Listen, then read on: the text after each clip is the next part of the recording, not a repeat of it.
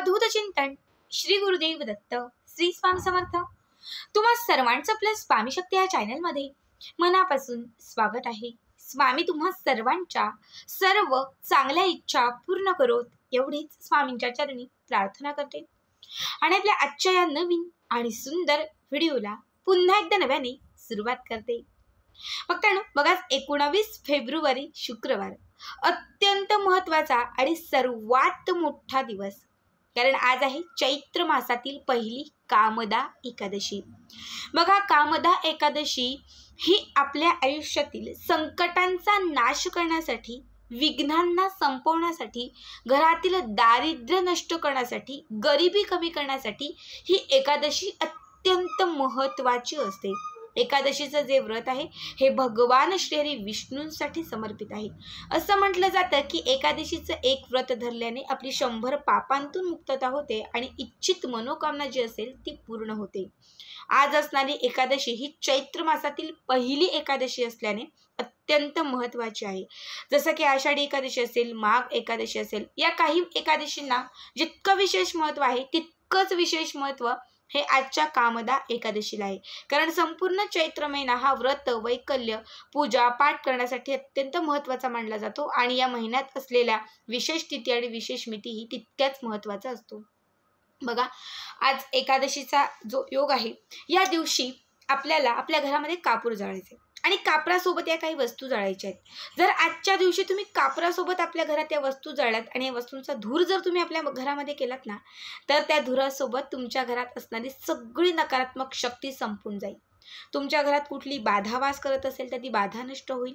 तुमच्या घराला कोणी नजर लावलेली असेल, काही नजर बाधा झालेली असेल घरातल्या कुठल्याही एखाद्या सदस्याला, तर या उपायाने त्या व्यक्तीची नजरबाधा संपून जाईल, घराला लागलेली नजर नष्ट होईल, घरामध्ये असणारे जे काही रोग असतील, कलह असतील, क्लेश असतील, हे सगळं कुठेतरी समाप्त होईल आणि तुमच्या घरात सुख, समृद्धी, ऐश्वर्यांची प्राप्ती होईल। घराकडे माता लक्ष्मी आकर्षित होईल। घरामध्ये जे लक्ष्मी प्राप्तीचे जे मार्ग आहेत, धनाचे जे मार्ग आहेत, हे मार्ग खुले होतील। बघा, मी नेहमी सांगत असते की रोज घरात कापूर जाळत चला, पण रोज जरी नाही वेळ मिळाला, आपली खूप कामं असतात, नोकरी व्यवसाय असतो, त्यामुळे मला नाही वेळ मिळत, पण जेव्हा विशेष तिथी आणि विशेष मिती असते ना, या दिवशी तरी तुम्ही हे काही विशेष उपाय किंवा सेवा केला ना, तरी आयुष्यात आपल्याला बघा त्याचा खूप चांगला लाभ होत असतो। आजच्या या व्हिडिओमध्ये मी तुम्हाला हाच एक उपाय सांगणार आहे। जरी तुम्ही एकादशीचं व्रत नाही धरलं, जरी तुम्ही एकादशीची सेवा नाही केली, एकादशीला जरी तुम्हाला जास्त काही करता नाही आलं, तुम्ही फक्त एखादा उपाय आणि सेवा केली ना, तरीही तुम्हाला संपूर्ण व्रताचं फळ लाभून जातं। आता काय उपाय आहे, कसा करायचा आहे, कुठल्या वस्तू जाळायच्या आहेत, हे सगळं पुढे मी तुम्हाला सांगणार आहे। फक्त त्यासाठी आपला आजचा व्हिडिओ स्किप न करता शेवटपर्यंत बघा आणि जे आपल्या चॅनलवरती नवीन असतील त्यांनी लगेचच आपल्या चॅनलला सबस्क्राईब करा, कारण तुम्ही आपल्या चॅनल सबस्क्राईब केल्यामुळे मी पुढचे जे काही व्हिडिओ बनवेन ते सर्वात आधी तुम्हा सर्वांपर्यंत पोहोचतील। बघा, आपल्याला एकादशीच्या दिवशी सायंकाळी म्हणजे 5:30च्या पुढे ते रात्री आपल्याला 9:30च्या आतमध्ये कधीही ही सेवा किंवा हा उपाय करता येणार आहे।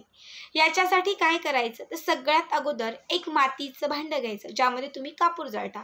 मातीचं नसेल तर तुमच्याकडे जे कुठलं भांडं असेल ते घेतलं तरीही चालेल, ज्यात तुम्ही कापूर जाळता। यात सगळ्यात अगोदर तुम्हाला थोडीशी तुळशीची माती घालायची। तुळशीच्या बाजूला असणारी किंवा तुळशीच्या जवळ असणारी जी काही ओली असेल, ओली, सुकी असेल तर सुकी, ही थोडीशी माती तुम्हाला त्या भांड्यामध्ये घ्यायची आहे आणि त्याच्यावरती कापूर ठेवायचा आहे। बघा, एकादशीचं जे व्रत आहे या दिवशी तुळशीचा प्रत्येक उपाय हा लाखात एक असतो, कारण तुळस ही भगवान श्री विष्णूंची प्रिय सखी मानली जाते। ज्यामुळे तुळशीचं पान, खोड, मूळ किंवा तुळशीची माती यातील कुठलाही जर तुम्ही या दिवशी उपाय केला तर भगवान श्री विष्णूंची कृपा तुमच्यावरती आयुष्यभर राहते। थोडीशी तुळशीची माती घेतली की त्याच्यावरती तुम्हाला 4-5 कापराच्या वड्या ठेवायच्या आहेत। याच्यावरती एक चिमूटभर पिवळी मोहरी घालायची आहे। त्याच्यानंतर तुम्हाला 2 अख्ख्या लवंगा घालायच्या आहेत, 2 हिरवे वेलदोडे घालायचे आहेत। गाईच्या शेणाची गोवरी असेल तर अगदी थोडीशी गाईच्या शेणाची गोवरी तुम्हाला घालायची आहे। त्याच्यानंतर तुम्हाला तुमच्या उजव्या हातामध्ये 7 काळ्या मिऱ्या घ्यायच्या आहेत, मोजून 7 काळ्या मिऱ्या घ्यायच्या आहेत आणि सोबत 2 तमालपत्र म्हणजे तेजपत्ता घ्यायचा आहे। ठीक आहे, 2 तमालपत्र आणि 7 काळ्या मिऱ्या, या दोनही वस्तू उजव्या हातामध्ये घेऊन तुम्हाला त्या स्वतःवरून 7 वेळा अशा ओवाळायच्या आहेत। 7 वेळा ओवाळून झाला की घरातल्या 4ही कोपऱ्यांना ह्या 2ही वस्तू तुम्हाला स्पर्श करायच्या आहेत. त्याच्यानंतर तुमची जी तिजोरी असेल, तुम्हाला जर असं वाटत असेल की माझी तिजोरी कुणीतरी बांधलेली आहे, तिजोरीमध्ये पैसा टिकत नाहीये, लक्ष्मी कुणीतरी बांधलेली आहे, तर तुमच्या त्या तिजोरीला स्पर्श करा. घराच्या मुख्य प्रवेशद्वारावरून 7 वेळा उतरवा आणि त्याच्यानंतर हातात असणाऱ्या ह्या ज्या वस्तू आहेत ते त्या मातीच्या भांड्यात ज्यामध्ये तुम्ही कापूर टाकलेला आहे त्यामध्ये ह्या वस्तू सोडून द्या. त्याच्यानंतर त्या भांड्यात टाकलेला जो कापूर आहे तो प्रज्वलित करायचा आणि कापूर पेटवायचा. जसं कापूर पेटायला लागेल तसं त्याच्यामध्ये घातलेल्या ज्या काही वस्तू आहेत त्या देखील प्रज्वलित होतील, त्या वस्तू ज्या आहेत त्या तडतडायला लागतील.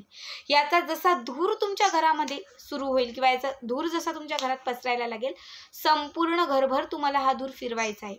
घरातल्या 4ही कोपऱ्यांना फक्त बाथरूम वॉशरूम सोडून किचनमध्ये, हॉलमध्ये, बेडरूममध्ये सगळीकडे याचा धूर पसरवायचा आहे. धूर पसरवत असताना तुम्हाला व्यंकटेश स्तोत्र किंवा विष्णू सहस्रनामाचं पठण करायचं आहे. विष्णू सहस्रनाम नसेल येत, व्यंकटेश स्तोत्रही नसेल येत, तर तुम्ही महालक्ष्मी अष्टक म्हटलं तरीही चालेल किंवा फक्त मोबाईलला लावून दिलं त्याचं श्रवण केलं तरीही चालेल. संपूर्ण घरभर अगदी 4ही कोपऱ्यांना घराच्या मुख्य प्रवेशद्वाराजवळ सगळीकडे याचा धूर पसरवायचा आहे. त्याच्यानंतर हे संपूर्ण जळून झालं, याची संपूर्ण राख विभूती झाली की त्याच्यानंतर या विभूतीचा एक टिक्का तुम्हाला तुमच्या कपाळाला लावायचा आहे. स्वतःच्या कपाळाला एक टिक्का लावायचा, जी आपली तिजोरी आहे त्या तिजोरीला एक टिक्का लावायचा, आपल्या देवघराला एक टिक्का लावायचा आणि मुख्य प्रवेशद्वाराला आपल्याला याचे 5 टिक्के लावायचे या विभूतीचे. आणि राहिलेली जी काही विभूती असेल, ही सगळी विभूती, ती तुळशीची माती, हे सगळं तुम्हाला तुमच्या घराच्या समोर एखादं झाड असेल किंवा एखादी म्हणजे रिकामी मोकळी जागा जरी असेल तर तिथे तुम्हाला हे सोडायचं आहे, म्हणजे तिथे तुम्हाला हे अर्पण करायचं आहे, तिथे तुम्हाला टाकून द्यायचं आहे. फक्त घरात येण्यापूर्वी स्वच्छ हातपाय धुवायचे आहेत आणि घरामध्ये प्रवेश करायचा आहे. बघा, या उपायाने तुमच्या घरातील सगळी नकारात्मकता संपेल, घरातील इडापिडा संपेल. खरं तर तेजपत्ता असेल, काळी मिरी असेल, लवंग असेल किंवा पिवळी मोहरी असेल, ह्या सगळ्या ज्या वस्तू आहेत ना, ह्या नकारात्मकता शोषण्यासाठी, नकारात्मक शक्तींचा नाश करण्यासाठी अत्यंत महत्त्वाच्या असतात. जेव्हा या सर्व वस्तू आजच्या या एकादशीला तुम्ही घरामध्ये आपल्या घरातील प्रत्येक कानाकोपऱ्यामध्ये जाळून जेवायचा तुम्ही धूर कराल ना, तेव्हा त्या कोपऱ्यांमध्ये, आपल्या घरामध्ये, घराच्या बाहेर, घराच्या अवतीभोवती असणारी सगळी निगेटिव्हिटी, नकारात्मकता त्या वस्तूंमध्ये शोषली जाईल. आणि जशा या वस्तू प्रज्वलित होतील, जसं यातून धूर यायला सुरुवात होईल ना, तसं या वस्तूंसोबत आपल्या घरातील ही सगळी नकारात्मकता नष्ट होईल, संपून जाईल. या उपायाने 24 तासांच्या आत तुमच्या घराची बांध खुली होईल, घरात सकारात्मकता येईल. कुठलीही इच्छित मनोकामना असेल तर ती इच्छा तुमची पूर्ण होईल आणि तुम्हाला सतत ज्या कामांमध्ये सतत अपयश येत होतं तर त्या प्रत्येक गोष्टीत यशाची प्राप्ती होईल. सगळ्यांनी आवर्जून करा. तर आजचा हा उपाय कसा वाटला कमेंट करा आणि पुढचे व्हिडिओ पाहण्यासाठी चॅनलला सबस्क्राईब करा.